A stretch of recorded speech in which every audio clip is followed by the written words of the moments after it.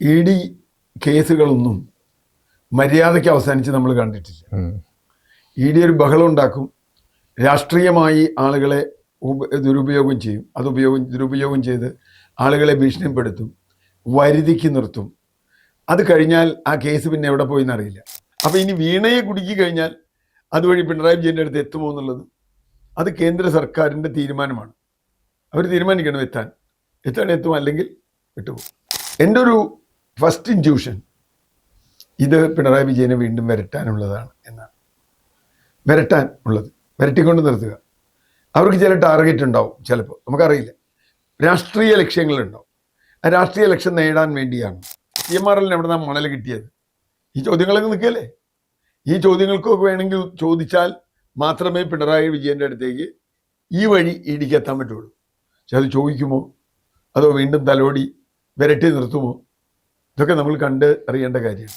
മാസപ്പടി കേസിൽ ഇന്നലെ വീണ്ടും എൻഫോഴ്സ്മെന്റ് ഡയറക്ടറേറ്റ് വീണ വിജയനെ ചോദ്യം ചെയ്യാൻ വിളിച്ചിരിക്കുന്നു.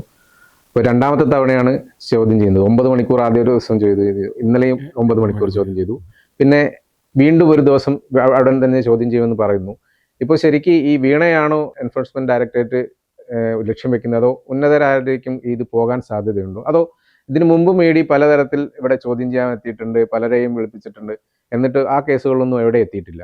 അപ്പോൾ എന്തായിരിക്കും ഇതിൻ്റെ ഒരു ഭാവി? ഇതിൻ്റെ ഭാവി അത്ര ശോഭനമാണെന്ന് തോന്നുന്നില്ല. അതിന് കാരണം ഒന്ന്, നേരത്തെ പറഞ്ഞതുപോലെ ഇ ഡി കേസുകളൊന്നും മര്യാദയ്ക്ക് അവസാനിച്ച് നമ്മൾ കണ്ടിട്ടില്ല. ഇ ഡി ഒരു ബഹളം ഉണ്ടാക്കും, രാഷ്ട്രീയമായി ആളുകളെ ദുരുപയോഗം ചെയ്യും, ദുരുപയോഗം ചെയ്ത് ആളുകളെ ഭീഷണിപ്പെടുത്തും, വരുതിക്ക് നിർത്തും. അത് കഴിഞ്ഞാൽ ആ കേസ് പിന്നെ എവിടെ പോയി എന്നറിയില്ല. വളരെ കുറച്ച് കൺവിക്ഷൻ റേറ്റുള്ള, അതായത് ശിക്ഷിക്കപ്പെടുന്ന റേറ്റുള്ള ഒരു വിഭാഗമാണ് ഇ ഡി. നമുക്കറിയാം 5% താഴെയാണ് പലപ്പോഴും. എന്ന് പറഞ്ഞാൽ 100 പേരെ പിടിച്ചാൽ 5 പേരാണ് ശിക്ഷിക്കപ്പെടുക.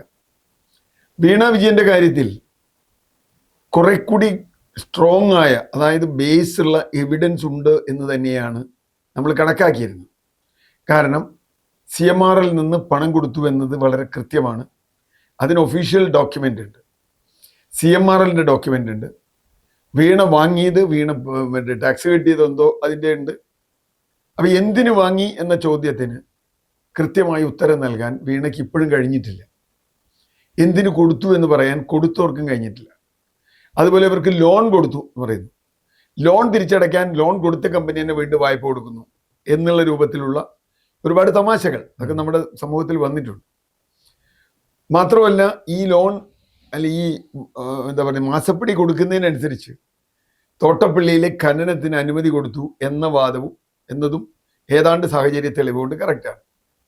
342 രേഖകൾ ഇ ഡി പിടിച്ചു എന്നൊക്കെയാണ് കണക്ക്. എൻ്റെ എണ്ണമൊന്നും എനിക്കറിയില്ല, അങ്ങനെയൊക്കെ ഉണ്ടാവും. എല്ലാ ദിവസവും വീണ കുടുങ്ങും എന്നൊക്കെ പറഞ്ഞ് വാർത്തകളും വരുന്നുണ്ട്.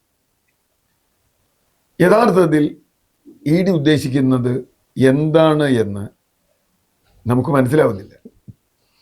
ഇപ്പോൾ ഇ ഡി പറയുന്നത് ഇവർക്ക് പണം കൊടുത്തത് എക്സ്ട്രാ ആയിട്ടുള്ള ഈ പണത്തിൻ്റെ അല്ലെങ്കിൽ കമ്പനിയുടെ അപ്പുറത്തുള്ള മുഖ്യമന്ത്രിയുടെ മകൾ എന്ന നിലയ്ക്കുള്ള ആനുകൂല്യത്തിന് വേണ്ടിയാണ് എന്ന് ഇ ഡി വാദിക്കുന്നുവെങ്കിൽ അതിൽ പിണറായി വിജയൻ അടക്കമുള്ള ഒരു പ്രതിയാണ്.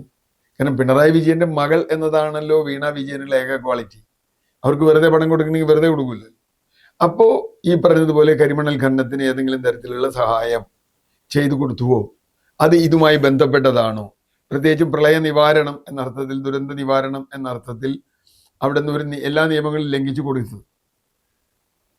ഇനിയും ചില ആളുകൾ പറയുന്നത് എല്ലാ ഡോക്യുമെന്റും ചോദിച്ചു, ഡോക്യുമെന്റിൽ പറയുന്ന കാര്യം വീണ പറയുന്ന കാര്യം തമ്മിൽ മാച്ച് ചെയ്യുന്നില്ല, അതുകൊണ്ട് സാധാരണ വിളിക്കുക. സാധാരണ ഇത് നമ്മൾ ചോദ്യങ്ങൾ പൂർണ്ണമായി ഉത്തരം പറഞ്ഞില്ലെങ്കിൽ വിളിക്കും. ഇനിയും ചോദ്യങ്ങൾക്ക് ഉത്തരം പറഞ്ഞില്ലെങ്കിൽ വേണമെങ്കിൽ കസ്റ്റഡിയിൽ എടുത്ത് ചോദിക്കാം, അങ്ങനെയും ചെയ്യാം. വന്നില്ലെങ്കിൽ വാറണ്ട് അയച്ച് അറസ്റ്റ് ചെയ്യാം. അപ്പോൾ ഇനി മൂന്നാമത്തെ തവണയും ഇ ഡി വിളിക്കുന്നുവെങ്കിൽ ഇ ഡിയുടെ സംശയങ്ങൾ, ഇ ഡിയുടെ ചോദ്യങ്ങൾക്ക് തൃപ്തികരമായ ഉത്തരം വീണ നൽകിയിട്ടില്ല എന്നല്ലേ നമ്മൾ മനസ്സിലാക്കുക. അങ്ങനെയല്ലേ ഇതിന് കാണാൻ പറ്റുള്ളൂ. അങ്ങനെ മനസ്സിലാക്കുകയാണെങ്കിൽ ഇത് അടുത്തതിൽ ചെന്നാൽ കിട്ടുമോ, അടുത്ത സിറ്റിങ്ങിൽ കിട്ടുമോ? കിട്ടിയില്ലെങ്കിൽ എന്ത് ചെയ്യും? പല ഓപ്ഷൻ ഉണ്ട്. ഇപ്പോൾ കൊടുത്ത ആളെയും വാങ്ങിയ ആളെയും വേണമെങ്കിൽ ഒന്നിച്ചിരുത്തി ചോദ്യം ചെയ്യാം, ഒരേ വേദി. അവർ ആദ്യം ചോദ്യം ചെയ്യുന്നുണ്ട്. ഇപ്പോൾ കർത്താവിൻ്റെ കമ്പനിയുടെ CMRLന്റെ അദ്ദേഹത്തിന്റെ ഭാര്യയും മകനും ഒക്കെ ചോദ്യം ചെയ്യപ്പെട്ടു. കുറെ ആളുകൾ അവിടുത്തെ ഉദ്യോഗസ്ഥന്മാരൊക്കെ ചോദ്യം ചെയ്തിട്ടുണ്ട്. ഇനി അവരെയും ഞാൻ കൊടുത്ത ആളാണ്, നിങ്ങൾ വാങ്ങിയ ആളാണെങ്കിൽ കൊടുത്ത ആളെയും വാങ്ങിയ ആളെയും കൂടി ഇരുത്തി വേണമെങ്കിൽ ചോദ്യം ചെയ്യാം. അങ്ങനെ ഒരു ഓപ്ഷനുണ്ട്. അപ്പോൾ അതിൽ കോൺഫ്ലിക്റ്റ് വരാം. അല്ലെങ്കിൽ വീണ പറയുകയാണെങ്കിൽ എനിക്ക് ഇത്ര കിട്ടിയുള്ളൂ, മറ്റേ ആൾ പറയുകയാണ് ഞാൻ ഇത്ര കൊടുത്തിട്ടുണ്ട്.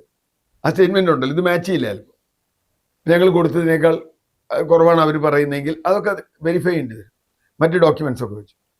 പക്ഷേ ഇത് യഥാർത്ഥത്തിൽ കുറ്റവാളിയെ പിടിക്കാനാണോ അതോ ഏതെങ്കിലും തരത്തിലുള്ള വിരട്ടാണോ, ED സാധാരണ ചെയ്യുന്ന തരികട വിരട്ടാണോ എന്ന്, കണ്ണിൽ പൊടിയിടുന്ന ഒരു പരിപാടിയാണോ എന്ന് കാണേണ്ടതുണ്ട്. കാരണം നമുക്കറിയാം നിരവധി കേസുകളിൽ, സ്വർണ്ണക്കടത്ത് കേസാണെങ്കിലും മറ്റ് കേസുകളാണെങ്കിലും, മറ്റേ ഇത് ഈത്തപ്പഴത്തിനിടയിൽ സ്വർണം വെച്ചു എന്ന് പറയുന്ന കേസാണെങ്കിലും, ഖുറാന്റെ ഇടയിൽ സ്വർണം കൊണ്ടുവന്നു പറഞ്ഞ കേസാണെങ്കിലും, സ്വപ്ന സുരേഷ് നടത്തിയ നിരവധി വെളിപ്പെടുത്തലാണെങ്കിലും, ഒരു സാർത്ഥകമായ അന്വേഷണം ഇതുവരെ നടന്നതായിട്ട് നമുക്കറിയില്ല. അപ്പൊ പിന്നെ ഇതിൽ മാത്രം നടക്കുമോ, ഇതിൽ പിടിക്കുമോ? എൻ്റെ ഒരു ഫസ്റ്റ് ഇൻറ്റ്യൂഷൻ ഇത് പിണറായി വിജയനെ വീണ്ടും വരട്ടാനുള്ളതാണ് എന്നാണ്. വരട്ടിക്കൊണ്ട് നിർത്തുക.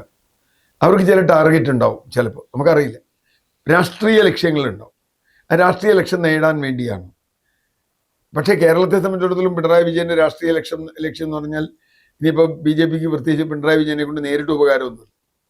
പക്ഷെ ഒരു ഉപകാരമുണ്ട്. പിണറായി വിജയനെ ദുർബലനാക്കി കൊണ്ടുവന്നാൽ പിണറായി വിജയൻ ഈ സ്ഥാനത്ത് നിന്ന് മാറാനും പറ്റില്ല. പണ്ട് KK രാഗേഷ് കണ്ണൂർ ജില്ലാ സെക്രട്ടറി പറഞ്ഞ പോലെ നമ്മുടെ വോട്ടാണ് ഇനി BJPക്ക് പോകാനുള്ളത്. അത് മുഴുവൻ പിടിച്ചെടുക്കലാണോ ഉദ്ദേശം, രാഷ്ട്രീയ ഉദ്ദേശം, അതും അറിയില്ല. മറ്റൊന്ന്, അങ്ങനെ CPM വീക്കെൻഡ് ആയാൽ അതിൻ്റെ ഡയറക്റ്റ് ബെനിഫിറ്റ് UDFും കോൺഗ്രസുമാണ്. അത് BJPക്ക് താല്പര്യമുള്ള കാര്യമാണ്. കാരണം എന്തായാലും അടുത്ത ഇലക്ഷനിൽ പോലും BJPക്ക് അധികാരത്തിൽ വരാം എന്നൊരു ധാരണ അവർക്കില്ല, 31-ൽ പോലും. അപ്പോൾ പിണറായി വിജയനെ ക്ഷീണിപ്പിച്ച് ഇതെടുത്ത കാര്യമുണ്ടോ? ഞാൻ പറഞ്ഞത് പലതരത്തിലുള്ള പൊളിറ്റിക്കൽ ഇക്വേഷൻ വരാം. അപ്പോൾ പൊളിറ്റിക്സിന് വേണ്ടി ഉപയോഗിക്കുന്നു എന്നത് ക്ലിയറാണ്. ഇപ്പോൾ PM ശ്രീയുമായി ബന്ധപ്പെട്ട വിവാദത്തിൽ വന്നപ്പോൾ ഇത് പേടിച്ചിട്ടാണ് PM ശ്രീ ഒപ്പിട്ടെ എന്ന ഒരു വാദം ചിലർ ഉന്നയിച്ചിട്ടുണ്ട്. PM ശ്രീ ഒപ്പിട്ടത്, തലയിൽ മുണ്ടിട്ട് പോയി ഒപ്പിട്ടത് മന്ത്രിസഭയിൽ ചർച്ച ചെയ്യാമല്ലോ, അല്ലെങ്കിൽ ഇത്രയും നിർണായകമായ ഒരു കാര്യം മന്ത്രിസഭയിൽ ചർച്ച ചെയ്യാമല്ലോ, പാർട്ടിക്കകത്ത് ചർച്ച ചെയ്യാമല്ലോ, പാർട്ടി സെക്രട്ടറിയോട് പറയാമല്ലോ. ഒന്നും ചെയ്യാതെ പോയി. അപ്പോൾ അവിടുന്ന് ഒരു പ്രഷറിന്റെ പുറത്ത് പോയി ഒപ്പിട്ടതാകാം എന്നൊരു വാദം നിലനിൽക്കുന്നുണ്ട്. അത് തള്ളിക്കളയാൻ പറ്റില്ല. അപ്പോൾ PM ശ്രീ ഒപ്പിട്ട് കൊടുത്ത് ഒരു മുഖ്യമന്ത്രി, പഴയ മുഖ്യമന്ത്രി, ഇപ്പോൾ ഒരു പ്രതിപക്ഷ നേതാവ് എന്നുള്ള നിലയ്ക്ക് അദ്ദേഹത്തിന് എന്തെങ്കിലും സൗകര്യങ്ങൾ ചെയ്തു കൊടുക്കാനാണോ ഇത് ചെയ്യുന്നത്? അതോ അദ്ദേഹത്തെ ടെൻഡർ ഹുക്കിൽ നിർത്താന്ന് പറയില്ലേ, നമ്മള് വിരട്ടി നിർത്താന്ന് പറയില്ല, അനങ്ങാതെ അങ്ങനെ നിർത്താനാണോ ചെയ്യുന്നത് എന്നൊക്കെ കാത്തിരുന്ന് കണ്ട കാര്യമാണ്. എന്തായാലും കേരളം ഒറ്റ നോക്കുന്നത് എന്താണെന്ന് വെച്ചാൽ, ഇത് ഈ വീണ വിജയനും കറക്റ്റായിട്ട് ആൻസർ പറയുന്നില്ല എന്നതും, അപ്പൊ അടുത്ത ആളിലേക്ക് പോകുമെന്ന് പറയുമ്പോൾ അത് മാത്രമല്ല കരിമണൽ ഖനനവുമായിട്ട് ബന്ധപ്പെട്ട ഇതുമായിട്ട് ബന്ധമുണ്ട് എന്നുള്ളതും പറയുന്നു. അപ്പൊ അങ്ങനെയാണെങ്കിൽ അടുത്ത ചോദ്യം ചെയ്യൽ പിണറായി വിജയന്റെ അടുത്തേക്ക് പോകും എന്ന് തോന്നുന്നുണ്ടോ? അല്ല, അവർ തീരുമാനിച്ചാൽ പോകും. യഥാർത്ഥത്തിൽ ഈ കേസ് പിണറായി വിജയന്റെ അടുത്ത് വരെ എത്തേണ്ടതാണ്. മുഖ്യമന്ത്രി ഇടപെട്ട് കൊടുത്ത ഡിസാസ്റ്റർ മാനേജ്മെന്റ് അടിസ്ഥാനത്തിൽ തോട്ടപ്പള്ളിയിൽ നിന്നും മണൽ മാറ്റാൻ, ഞാൻ വീണ്ടും പറയുന്നു, മണൽ എടുക്കാൻ ഉത്തരവില്ല, ചാലിൽ നിന്ന് മണൽ മാറ്റാനേ പറ്റുള്ളൂ. പക്ഷെ മണലും കൊണ്ടുപോയി ആള്. അതാണ് പ്രശ്നം. അത് ആര് കൊണ്ടുപോയി, എന്തിനു കൊണ്ടുപോയി, അങ്ങനെയുള്ള ചോദ്യങ്ങളൊക്കെ ഉണ്ട്. ഇവർ കൂടുതൽ മണലെടുത്തിട്ട് KMML എന്തെങ്കിലും കൂടുതൽ ഉണ്ടായോ അത് നോക്കാമല്ലോ. ഇവിടുന്ന് കൂടുതൽ മണലെടുത്തു, KMML കൊണ്ടുപോകുന്നു നോക്കിയാൽ വാദത്തിന് വേണ്ടി, അല്ലെ IR അവരുടെ ഉൽപ്പാദനം കൂടിയോ? ഇത്രയും മണൽ ഇവിടുന്ന് എടുത്തിട്ട് വേറെ എവിടെയെങ്കിലും ഉൽപ്പാദനം കൂടിയോ? KMML എവിടെ ഈ CMRL എവിടെ മണൽ കിട്ടിയത്? ഈ ചോദ്യങ്ങളൊക്കെ നിൽക്കല്ലേ.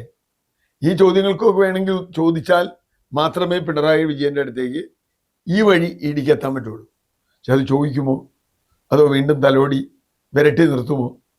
ഇതൊക്കെ നമ്മൾ കണ്ട് അറിയേണ്ട കാര്യമാണ്. എന്തായാലും പാർട്ടി ഇതിനെ കാര്യമായിട്ട് എടുക്കുന്നില്ല. അത് രണ്ട് കമ്പനികൾ തമ്മിലുള്ള പ്രശ്നമാണെന്നൊക്കെയാണ് ഇന്നലെ പറഞ്ഞിരിക്കുന്നത്, പിന്നെ TP രാമകൃഷ്ണൻ പറഞ്ഞിരിക്കുന്നത്.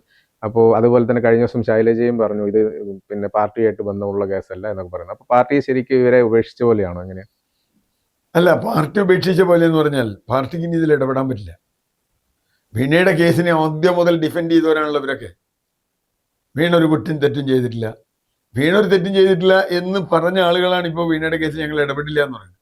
അത്രയായിട്ടുണ്ട്. തിരുവനന്തപുരത്തെ ED ആക്രമണത്തിന്റെ ഫലമായി ഏതാണ്ട് ആ ലെവലിൽ എത്തിയിട്ടുണ്ട്. അതുകൊണ്ട് ഇത് വീണ വിജയനെതിരെയുള്ള കേസിന് എന്തിനാ പാർട്ടി ഇടപെടണം എന്നുള്ള ചോദ്യം വളരെ പ്രസക്തമാണ്. വീണ കുറ്റം ചെയ്തിട്ടില്ല എന്ന നിലപാടിൽ നിന്ന് പാർട്ടി പുറകോട്ട് പോയല്ലോ. പാർട്ടിക്ക് ഇപ്പോൾ ഉറപ്പില്ലല്ലോ. ഇതിനു മുമ്പ് അങ്ങനെയല്ലല്ലോ. വീണ ഒരു തെറ്റും ചെയ്തിട്ടില്ല, പിണറായി വിജയനെ കുടുക്കാനെന്ന്. അപ്പൊ ഇനി വീണയെ കുടുക്കി കഴിഞ്ഞാൽ അതുവഴി പിണറായി വിജയന്റെ അടുത്ത് എത്തുമോ എന്നുള്ളത് അത് കേന്ദ്ര സർക്കാരിന്റെ തീരുമാനമാണ്. അവർ തീരുമാനിക്കണം എത്താൻ എത്തും, അല്ലെങ്കിൽ വിട്ടുപോകും.